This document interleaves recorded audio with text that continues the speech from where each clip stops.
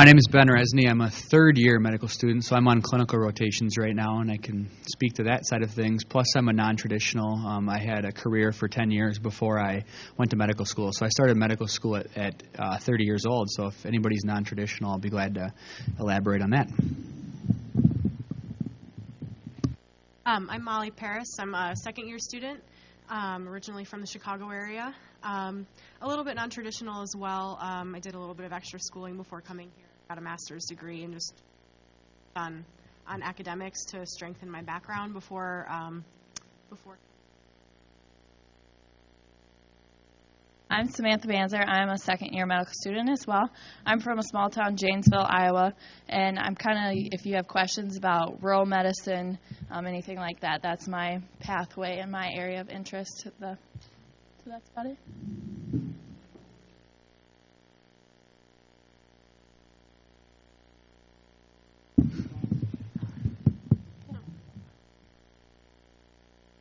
How do you balance your personal and professional life?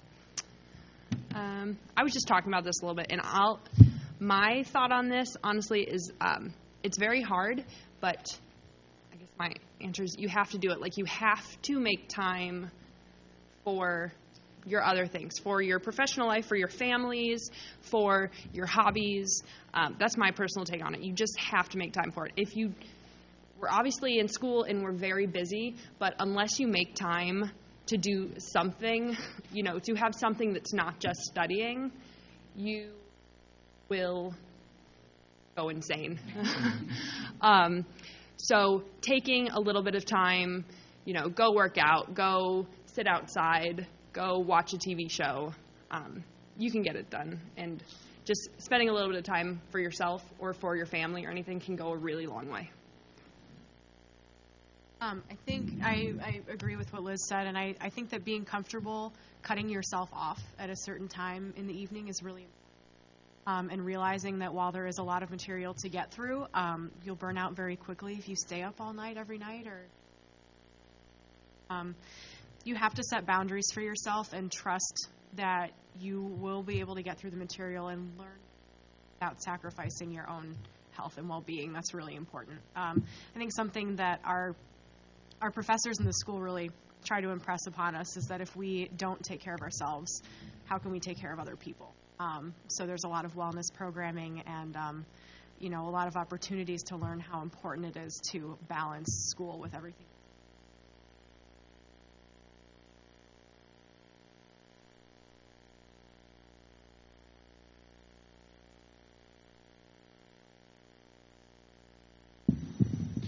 What do you do for fun to get away from studying? I'm probably the worst person to answer this question. Yeah, I'm going to have to. No, I actually, I watch Netflix every single night. I make sure I do that. Right now it's Dr. Pol, the animal vet, because it's kind of related to medicine. But no, you do have to do something like TV or find a hobby like we spoke about. I'm not going to go into length about it because we just kind of spoke to it. But does anybody else have anything particular that? I like cooking too, but there's a lot of cool stuff to do around the area, so it's fun.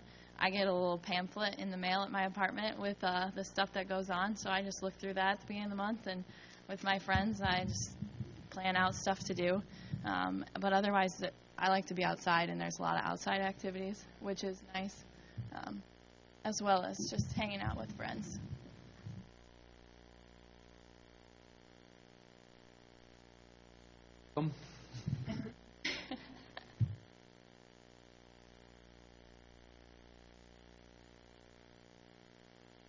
So the next question is, why did you choose DO instead of MD?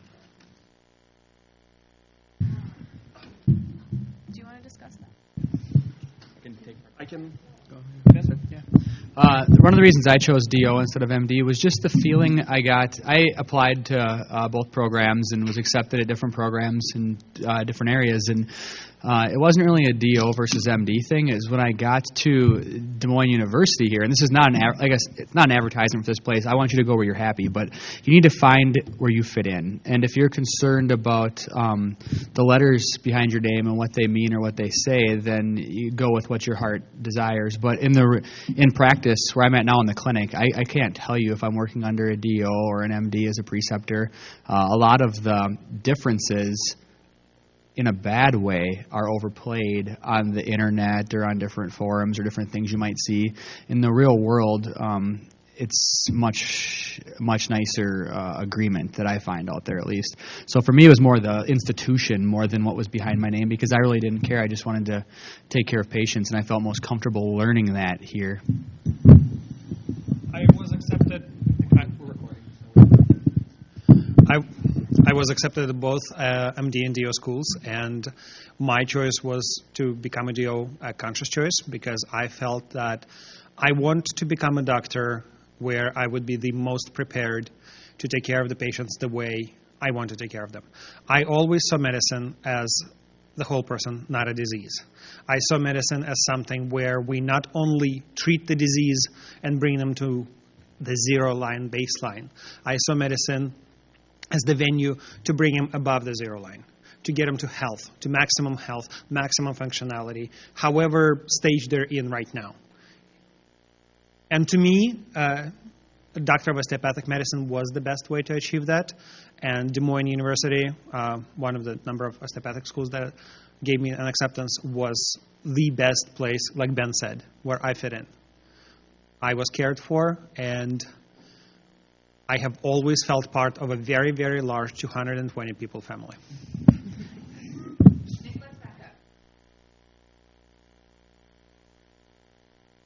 Oh, so, thank you.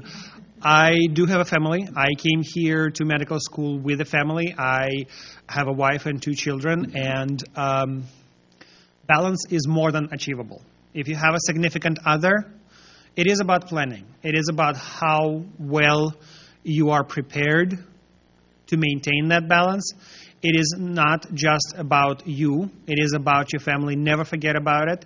And I personally, this is my personal choice, usually from 6 to 9, except today, I am a dad. And I do ask permission from my children and my wife to go if I have to do something like this. You know, their opinion matters. They're a part of my life. This is a place for holistic medicine, and I view myself, and school lets me be holistic. They treat me holistically. They know I have a family. The school does everything. We have a spousal support group for boyfriends, girlfriends, husbands, and wives. My wife participates in it. They have a baby exchange for those who don't have children. They have essentially date nights, various activities, book clubs. So your family is not alone. The worst feeling ever is when your significant other is not in a medical school and they feel completely isolated and they're alone. Your significant others are never going to be alone. You know, and your children are not going to be alone either. We have kids events with staff children, with fellow students' children. My kids go to play with multiple play groups from both DPM and DO programs.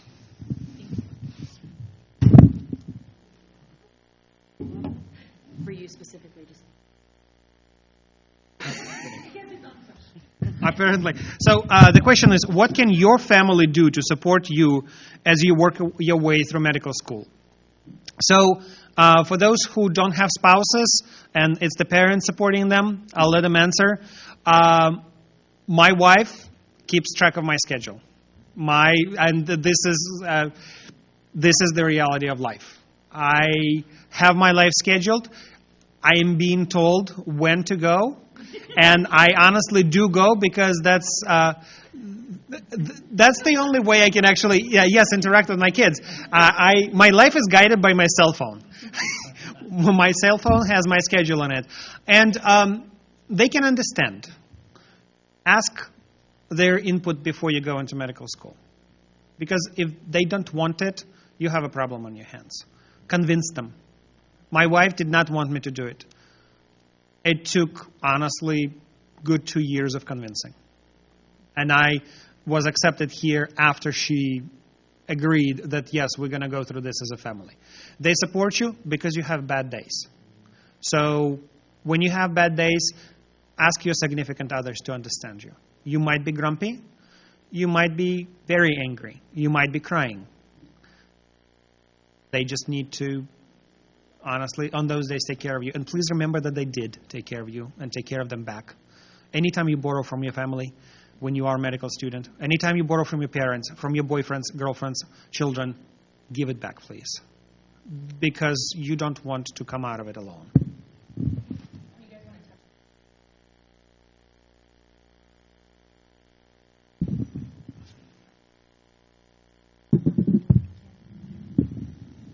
So for me, I FaceTime my parents every single night.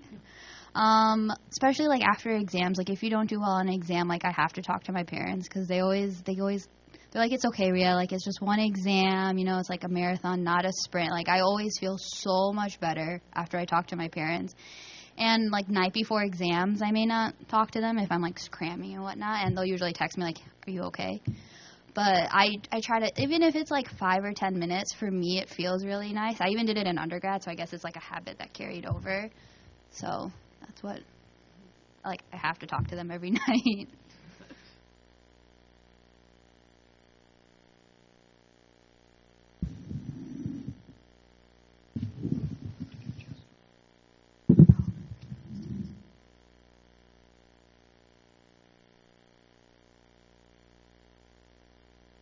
So the question is, advice for prospective students, what do you wish you would have known?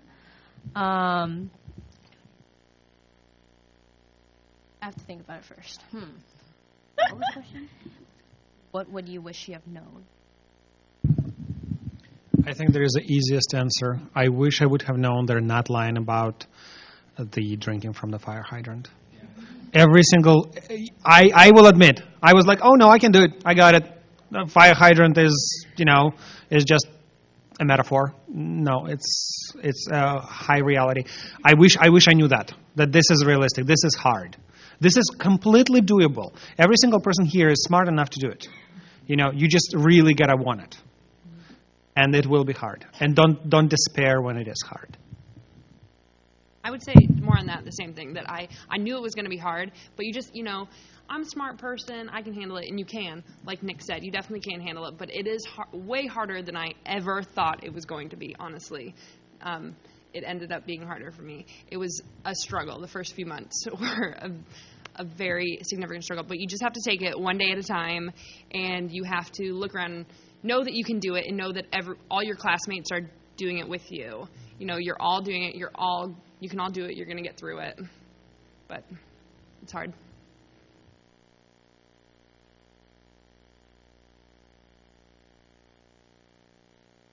The other question was, what advice do you have for students currently in the interview process?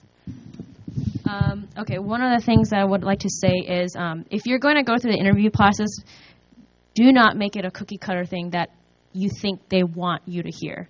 Please be yourself, because that's what's really going to set you apart. I have come across a lot of people who, you know, sometimes at certain interviews, they would tell me about themselves, and I was like, you know, this seems like a very generic response that they, you know, especially in group interviews, you hear these, and you can kind of identify already that these are not really very real responses. They're just very cookie-cutter things that make them seem like automatons who study all day, you know, who do good in volunteer activities.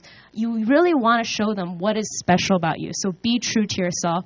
You know, that's one of the things that I think you should always do, is just be true about yourself, be passionate, and show that passion. Don't always fall into that pit hole of thinking that you should give them what they want to hear. The other basic advice I would give you, and this is just practical, the day before your interviews, arrive early the day before and drive to where you're supposed to be going for your interview and know where everything's at. So when you get to that day, you're not upset and you're not running around and sweating from trying to get there, and you can be relaxed. Because like they were saying, the biggest thing you can do is be true to who you are. And when you're all frazzled and trying to maintain your composure because you were trying to figure out where the interview room is, it's difficult to relax from the start. So if you could just be relaxed from the second you walk in the door, you'll typically interview much better. Something else I think that's really important is to do your research, and obviously a lot of you in here have done that because you're here tonight learning about the school. But be familiar with the school website and what's there, and be prepared to ask questions. Something that they make a very big deal about on interview day is that the process is not just about the school interviewing you, it's about you interviewing the school to see if it's a fit for you. And at the end of the day, the school you need to choose is the one where you feel that you fit in the most and the one where you feel the most comfortable. So make sure that you ask questions to really learn if it's the best fit for you.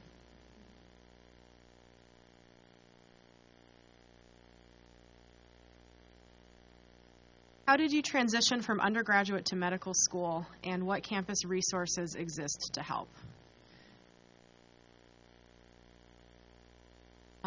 My transition was a little bit different. I applied to medical school my senior year of college and didn't get in, and realized that I needed to spend a little more time making sure that it was what I really wanted and figuring out how to make it happen. So I actually went to graduate school.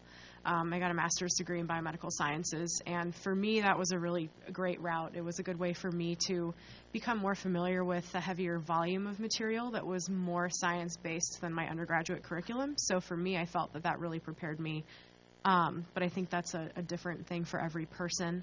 I think what's really important about the transition to medical school is learning how to be flexible and to adapt your habits, especially your study habits. A lot of us found when we got here that the way we studied as undergraduates didn't work anymore for the type of material that we have here and the way that we're learning it. And so it's important to be open to trying different study methods and realize that it's a bit of trial and error in the first few months to figure out what works for you. And I think the people who really have succeeded are the people who are willing to be flexible and try different things until they find something that really works for them.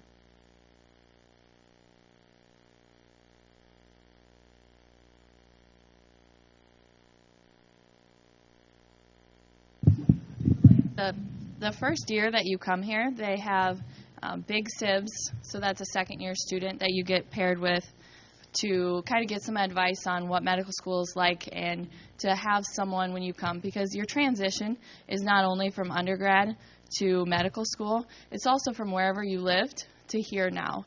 And your friends from undergrad or your support system there isn't immediately with you like they were. So you have to build that support system as well. So getting a second-year student, and then we have a peer support group. It's called stress management, but really all it is it's 2 second years that gets paired with 6 first years or 8 first years, depending on the group. And you meet and you talk through classes, and they give you advice on certain professors and what they like to test on or what they heavily emphasize, or how to succeed, some different mechanisms to use with coping with stress. And we have counselors on campus too, so that if you get overwhelmed, you can go to them. So there's different resources like that for the actual you and your personal well-being of how you're doing in your transition, and as well as for the study materials. There's tutors, so a lot of us second years who did well in certain classes and enjoy those, we sign up to be peer tutors, and that's a free service to you guys if you choose to use that. And you can meet with them how much ever you want. So there's a lot of resources, both academic and socially and just mentally, on how to kind of make that transition. Not just the organized things either through school. There's a lot of camaraderie between the classes here at DMU. For example, I'm a third year. They're second years. We pass things down from our class to theirs. They pass things down from their class to the first year. So everybody helps each other here. It's not cutthroat trying to push each other under. It's trying to help each other out. And class as a whole, we utilize a Facebook page where everybody shares resources for us as a class. If somebody prepares a study guide, your class will be your main support aside from what university gives us as a structured support. Your class will be your main support for the next 4 years. So everybody here shares resources. Whatever somebody prepared and they found useful, they will share it with the rest of the class.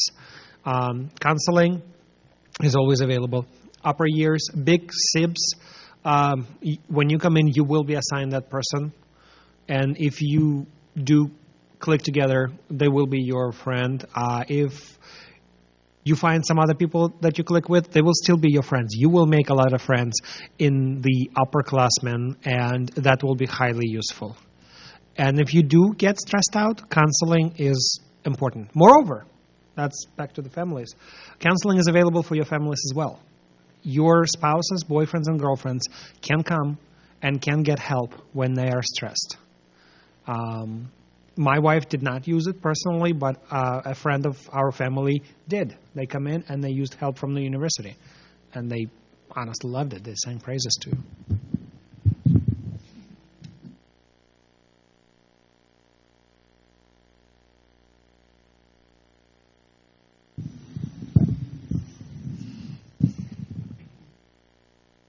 For the non-traditional students, what made you want to become a doctor? Also, how did you use your previous career to your advantage? For me, I knew I wanted to become a doctor before I even went to undergrad. I just smoked through undergrad and everything else and was just going full steam, and everything was going well. And by the time I got done, I said, this was a great conversation with my parents, by the way, hey, Mom and Dad, I need to take some time off and live life a little bit. And so I did. I went and lived life for about 10 years before I came back. And I don't think my parents ever thought I would return back to medical school. But I did. Secondly, how do you use your previous career to your advantage? I kind of had a strange previous career. I was involved in law enforcement, both at the local and the federal level.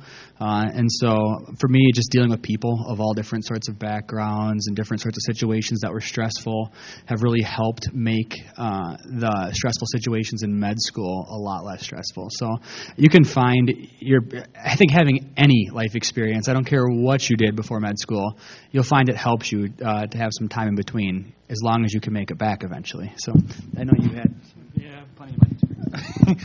I too had, aside from all other life experiences, I went to law school.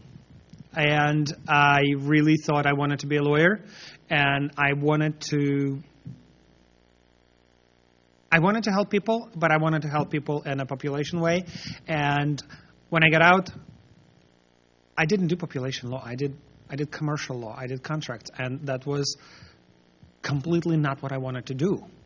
So for me, it was a very, very tough moment. Like, am I really going to live out my life knowing that I haven't done what I always wanted to do, or am I going to ditch this cushy job and go back to?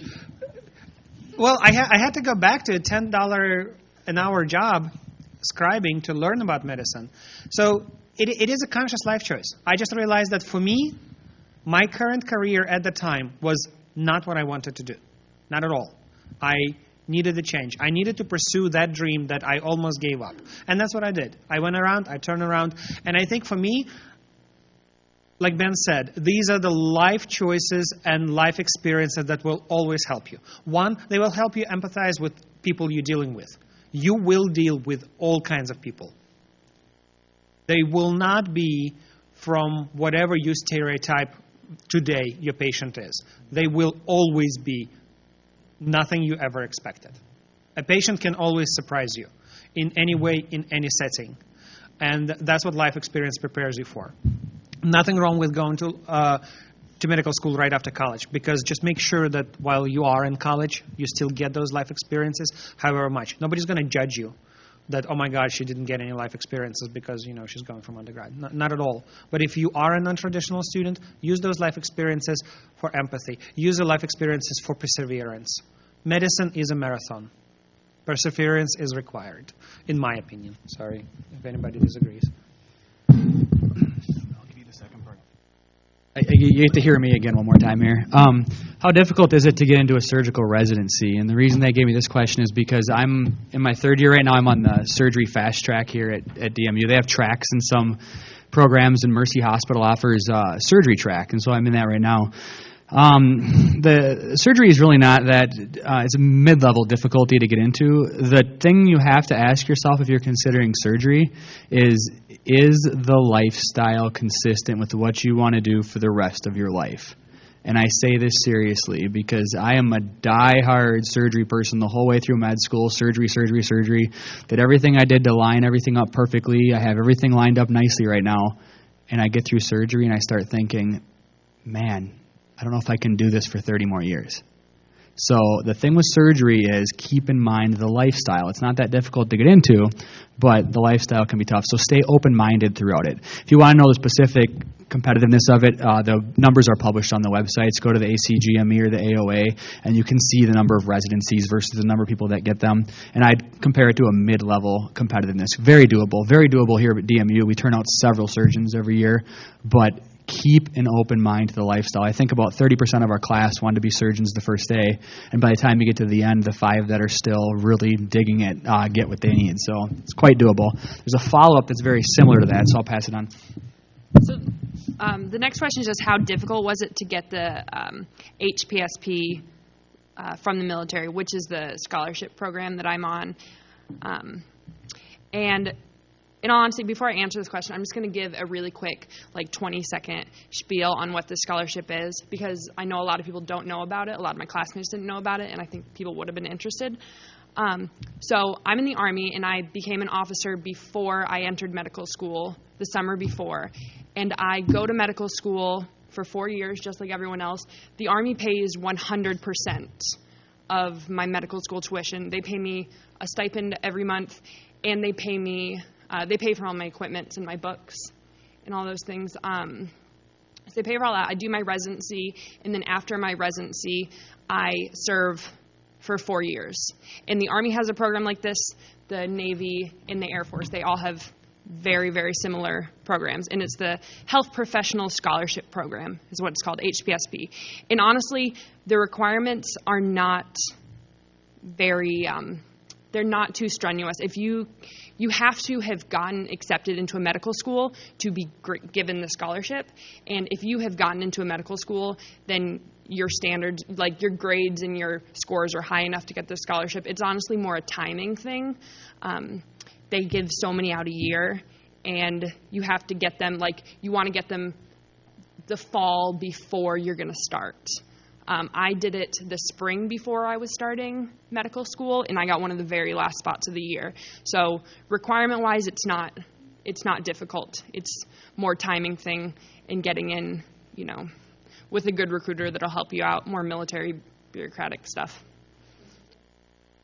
I did not go to boot camp this past summer. So the summer between my first and my second year, I did a 6-week training in San Antonio, in Texas. I stayed in a hotel on the Riverwalk. I don't know if anyone's ever been to San Antonio. It's downtown. It was a super nice hotel. We had 3 weeks of classes where we went to the base every day and did 8 to 5 lectures, like regular school, and then 3 weeks of camp. So we slept in tents, and we learned how to shoot rifles and did more Army combat things. So that's all during medical school. That 6 weeks is the only strict military training that I'm receiving. So it's not like I'm going every weekend to go to training, something like that. Anyway. So our next question is, how would you describe the environment here at DMU, and do you feel close with your fellow students and classmates? So my answer to that would be extremely close. It's amazing when you're going through the stress of medical school, how much that brings you together. And some of my friends here that I've only known for a year, it feels like I've known for a lifetime. And I've made really awesome friends. So it's really easy. And Nick kind of touched on it with the Facebook page and stuff. We're very cohesive here, and second years try to help first years. And the reach out between groups is awesome, but your classmates, I'm from a small town of 800 people, and some of my good friends are from Chicago, California, places, and we have totally different backgrounds, but it doesn't matter. I feel like somehow DMU picks a group of people to be their students, that their personalities are that they want to work together, they want to help people, and that they just fit together well.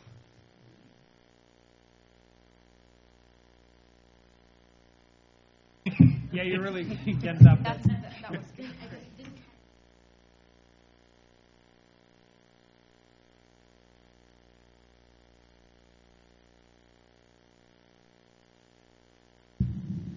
So the next question is, how are you involved in the community while a student?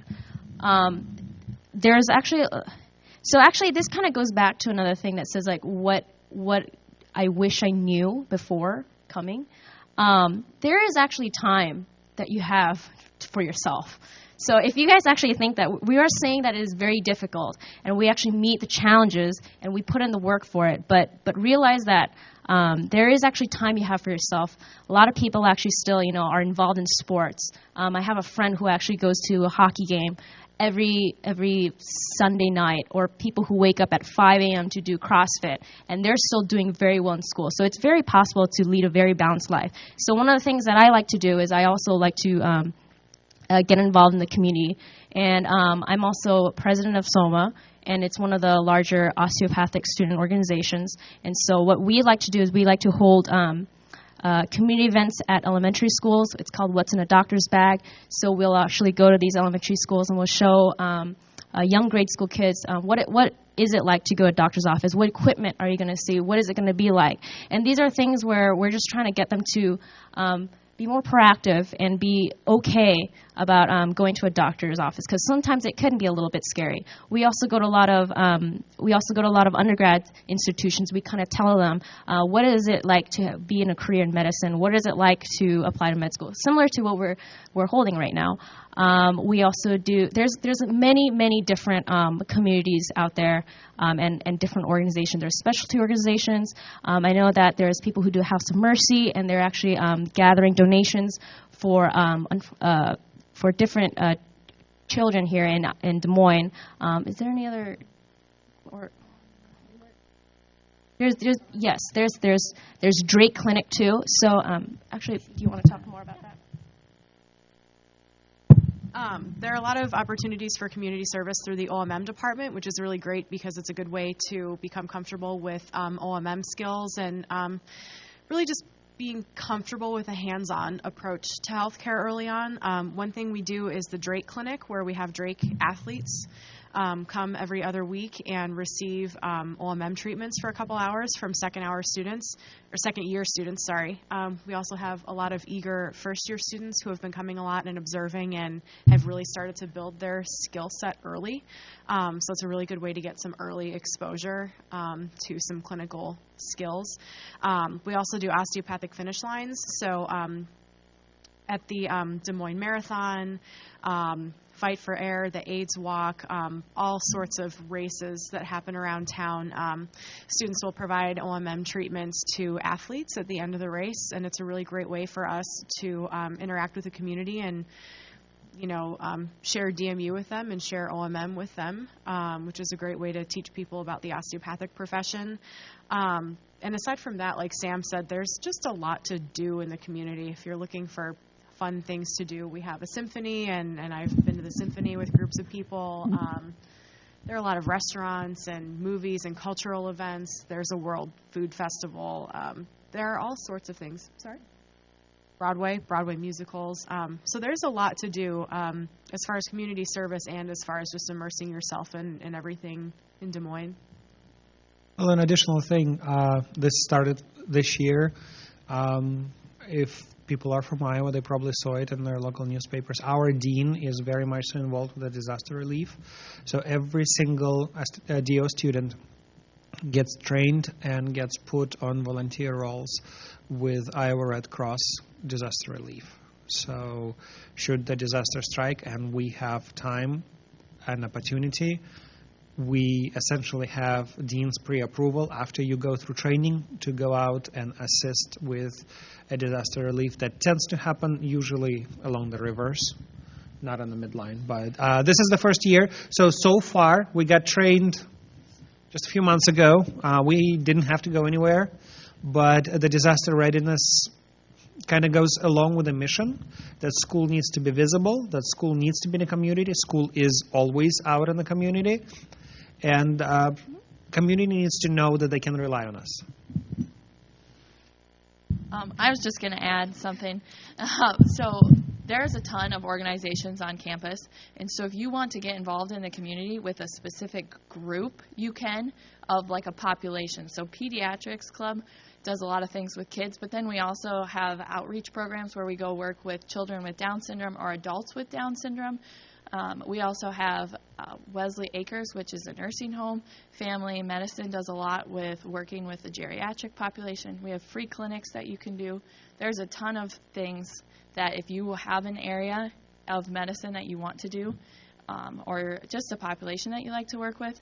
I work with the Homeless Camp Outreach program here in Des Moines, and we also have a program or an organization on campus. So every Sunday they go out and they give medical supplies or just talk coffee to the area homeless people. And so kind of whatever your little thing that you like, your niche of people that you like to work with, there's an organization or people around Des Moines that you can work with to continue that activity or to get involved in a new thing. All right, another question here. Do DMU students take the USMLE as well as the COMLEX? First, a little explanation. USMLE is the allopathic licensing exam boards for the MD side. COMLEX are the boards for the DO side. And I got this question because being a third year, I've actually finished my boards. In fact, these second years should be home studying for their boards right now. I'm not sure why they're here tonight. Just kidding. But for my class, we had several people take the USMLE as well as the COMLEX. About half the class took the USMLE. You take the first boards during the summer of your second year, and then you take a series of boards thereafter, all the way up into your residency. But yeah, I'm not going to get into the detail. There's a merger coming up between the AOA and the ACGME programs and all this. I'm going to leave my email address, as I encourage the other students on the panel to do today before we're done on the board. You can email us for details, but you know, it really depends on your situation. I don't want to give blanket advice on taking the USMLE or the COMLEX or both, but there's specific situations where each might apply. And in the near future, in the time that you would matriculate in med school, there will still most likely be a USMLE plus a COMLEX. And the dean may have spoken to this earlier, I'm not sure. But yes, our students do take the USMLE, and not only do they take it, they did quite well this last year, so it's pretty common.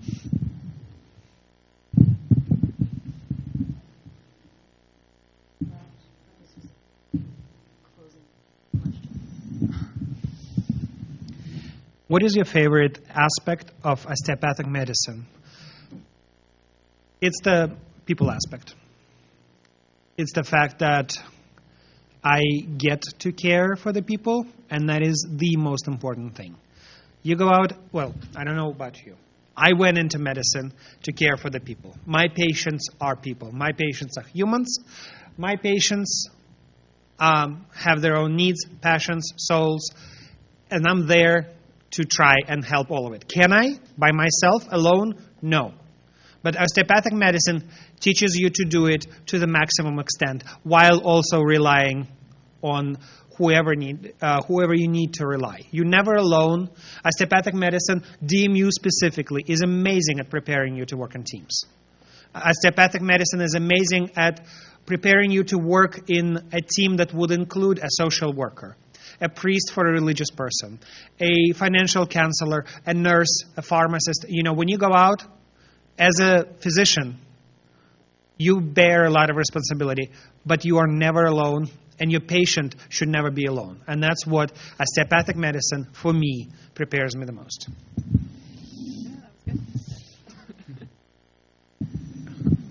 I can speak to a new experience with this because I'm actually out in the clinics this year, and you know, even today, it's kind of what Nick said, but osteopathic medicine has prepared me to treat the patients as a whole person, and it's just amazing feeling once you get past, and the second years are almost there. They're going to be there very shortly, but you finally get out from behind the classroom and you treat your first patient, and you start getting better at it and start seeing all the skills you were taught and how they come through, and it's just an amazing feeling when you take all this knowledge you crammed into your head and actually apply it to a person to help them with their personal situation or their health issue. And I think that DMU and osteopathic medicine did a great job of preparing me to handle that. Yeah, I think for me, something really special about osteopathic medicine is just that there's such a heavy emphasis on empathy, and not just being sympathetic, but being empathic and really understanding your patient's experience through their eyes. And something else that we really focus on a lot here is just the power of touch. I think medicine in more recent years has become kind of hands-off. And that's something that osteopathic medicine, to me, really addresses, is the power of touch and being in contact with your patient, gaining their trust. The only thing I would add to these wonderful responses are, like, as a second year specifically, or even a first year, learning OMM, you can actually help treat your family and friends, and you have a tool because you don't know all of the medical diseases. There's so much to learn, and you're not going to know it by second year when you go on to your clinical rotations. That's what you're going to continue to learn. But you actually have some things that you can do with your hands to physically make people feel better, and that's cool after 1 year of medicine to be able to help someone.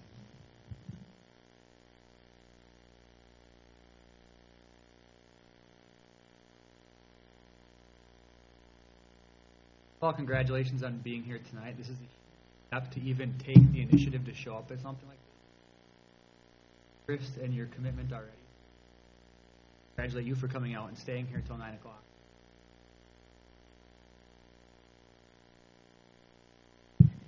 And I just put all of our emails on here, so really, please feel free to email all of us. We'll be more than happy to help you.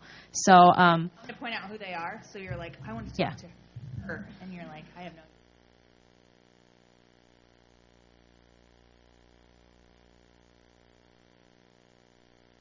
Nick, I go by Nick, but the first name says Mikolai there. Okay. Jacob was the OMM fellow, the 5th year student that we talked to earlier tonight. Molly. Got down those emails if you have.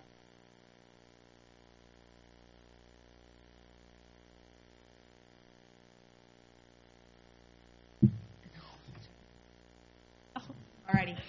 These folks are going to stay here for just a couple more minutes, so if you want to ask them individual questions, please feel free to do so. Anna, Gina, and I will also stick around if you have questions for us as well. In terms of admission, we'd be happy to answer those as well. Thank you for coming tonight. We definitely appreciate it and want to make sure that you leave with your questions answered. So have a good night.